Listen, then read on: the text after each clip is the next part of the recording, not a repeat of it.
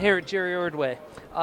Jerry, you created the iconic images from the Death of Superman line. What was it like to see that on the big screen? It was actually really kind of thrilling. I mean, you're like a fan. I saw the movie through a different kind of point of view than maybe a lot of people would have. But it was fun to see that storyline kind of get validated to a degree, because there's been enough people detracting over the years, and at these shows, I'm always kind of gratified to see someone who this is the story that got me into buying Superman. And that's, we were really going against the grain at the time. We really had a hard time getting younger readers. Mm-hmm. And that was the thing that over the last 20-some years, I can't tell you how many people say, this was what got me into comics, or this is what got me into reading DC Comics, which was our goal. We were always trying to break Marvel's stranglehold. What did you think of the movie? I really liked it, but I'm also, I will admit that my view is kind of prejudiced towards wanting to like it, but I did like it, and I saw it more than one time. So, I mean, I would have seen it again in the theater if I'd had time, but I was just too busy. None of these things are perfect, but for me, I guess because of the death of Superman, it had some emotional weight to it that a lot of the stuff doesn't. A lot of the movies don't. But I like Suicide Squad. I didn't think it was great, but I thought it was fun, and I didn't think it was a disaster. But by the same token, John Ostrander, who had written the 80s version, he was quoted even on the United Press and all the wire services because he loved it. And I understood that because he's going to be predisposed to see what they captured in what he did.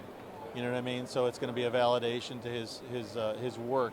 So you're going to like it more probably than somebody who doesn't either understand the little subtleties or whatever battle he had to put up with, the front office to do something with Amanda Waller, to do something, Have you ever met John Ostrander? Oh yeah, no, I know John. I worked with him when he was doing First Comics back in the 80s. And he was somebody who came out of the theatrical world. He worked on plays. He was with Chicago Second City, yeah. And he worked with Del Close, who is kind of like the guru godfather of all the Saturday Night Live guys, yeah. In improv and just Chicago theater. So I grew up in the Midwest, and I got to know him through that because First Comics was based in Evanston, Illinois at the time, back in the 1983 or 2 or whatever it was. What are your thoughts on the DC Rebirth going on right now?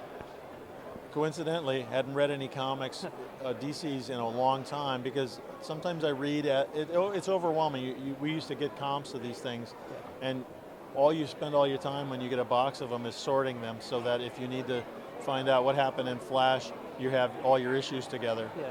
So I hadn't really read anything, but when I'm working on a General Mills comic book for, I guess it's being inserted into Cheerios or something. I needed to draw the Rebirth guys, so I figured I need also to figure out if their powers are different or what have you. So I read a bunch of issues. I've read the first bunch of Flash, Aquaman, Wonder Woman, Justice League. I haven't read Superman, though, weirdly enough, because I knew Superman too well, and I know that it's not that far afield. But I actually like them. I think they feel kind of closer to what I remember of those characters. They feel a little more back to basics. Flash I thought was really interesting, the premise of the first bunch. Aquaman was never my favorite, but I think it feels like the characters are the way the characters used to be in a sense, Jerry, thank you so much, and enjoy the rest of the con. I really appreciate it. Thank you very much. You're welcome.